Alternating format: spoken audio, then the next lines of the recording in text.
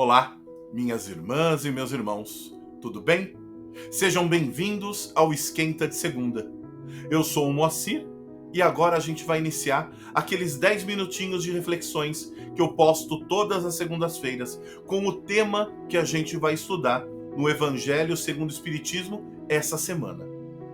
E essa semana a gente vai estudar do capítulo 15 do Evangelho segundo o Espiritismo, os itens de 8 a 10, que se referem a duas partes. Fora da igreja não há salvação, fora da verdade não há salvação. E a segunda parte, que é super especial, porque é uma instrução dos Espíritos do apóstolo Paulo, que é fora da caridade não há salvação. E todas essas reflexões agora que a gente faz, na quarta-feira, às 20 horas, a gente aprofunda na nossa live do Evangelho no Lar, como vocês já estão tão acostumados. Para a gente iniciar como reflexão, vamos pensar no fora da igreja não há salvação. O que será que querem dizer com fora da igreja não há salvação? Significa que eu tenho alguma seita, alguma religião ou doutrina que seja privilegiada, que contenha a verdade? Não, né, minhas irmãs e meus irmãos? Em hipótese alguma. Quando eu digo fora da igreja não há salvação, ao invés de unir as pessoas dentro da prática da caridade, eu as separo.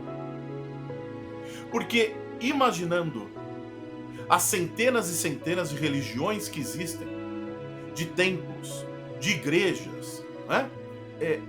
Qual que deteria a verdade?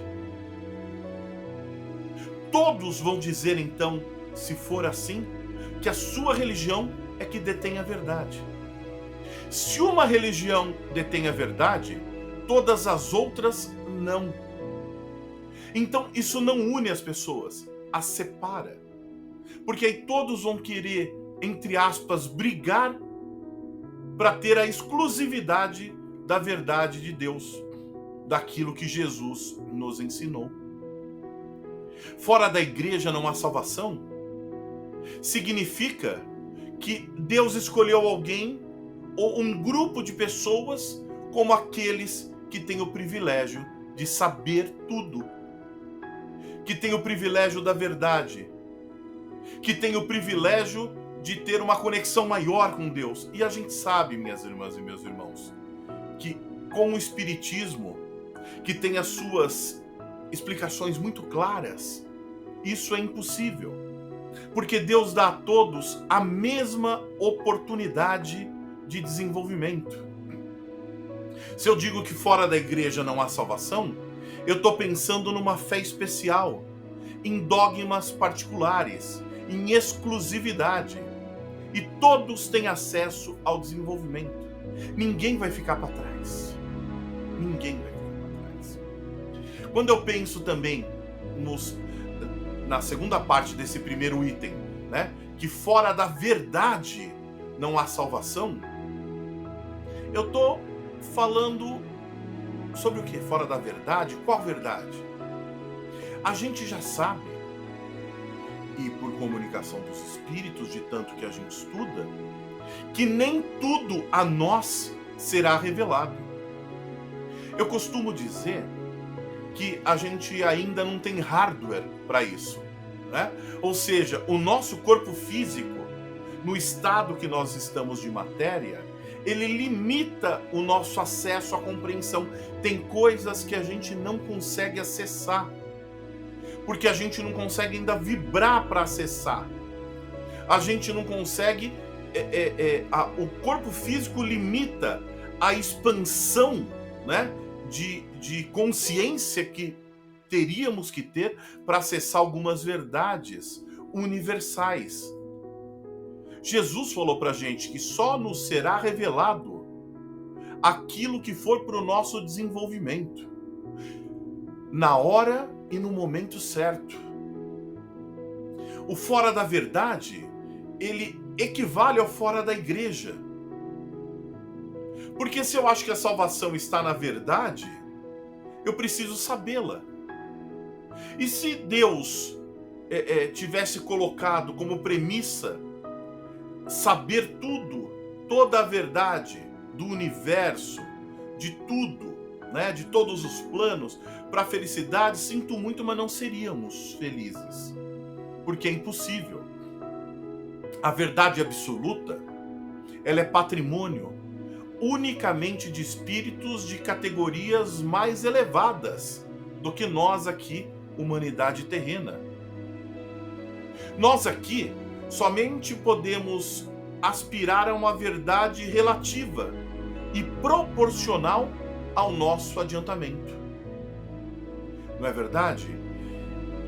E aí, quando a gente entende que fora da igreja não há salvação e fora da verdade não há salvação, não tem relação com o que a gente está estudando, a gente percebe que, na verdade, fora da caridade é que não há salvação.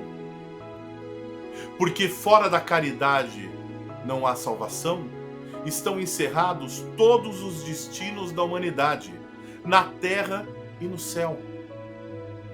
Ou seja, em outros planos. Na terra, porque quando a gente entende essa máxima, entende os ensinamentos de Jesus e passa a praticá-los na forma de caridade, a gente vive em paz, mais pleno e feliz.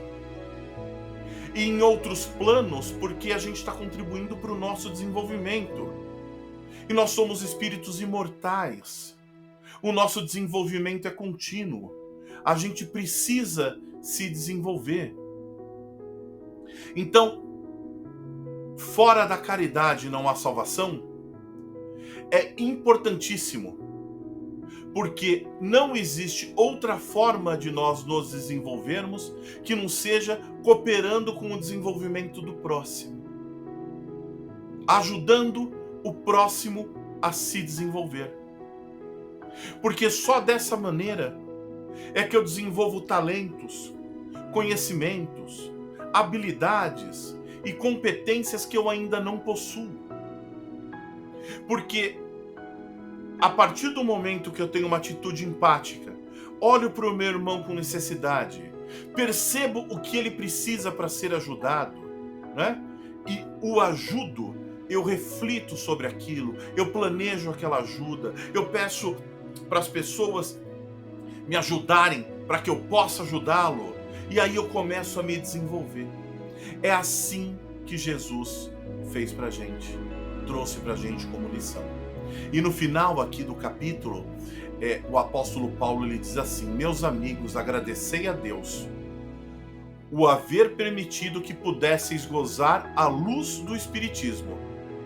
Não é somente os que a possuem hajam de ser salvos, é que, ajudando-vos a compreender os ensinamentos do Cristo, ela vos faz melhores cristãos. Esforçai-vos, pois, para que os vossos irmãos, observando-os, sejam induzidos a reconhecer que o verdadeiro espírita e verdadeiro cristão são uma só e a mesma coisa, dado que todos quantos praticam a caridade são discípulos de Jesus, sem embargo da seita a que pertencem. Paulo, o apóstolo, Paris, 1860. Então, minhas irmãs e meus irmãos, eu espero que vocês leiam esse trecho do Evangelho segundo o Espiritismo, capítulo 15, itens de 8 a 10, ele é bem curtinho. Reflitam sobre ele e na quarta-feira, às 20 horas, nós nos encontraremos na nossa live do Evangelho no Lar, onde aprofundaremos todos esses ensinamentos. Fiquem todos com Deus e até lá.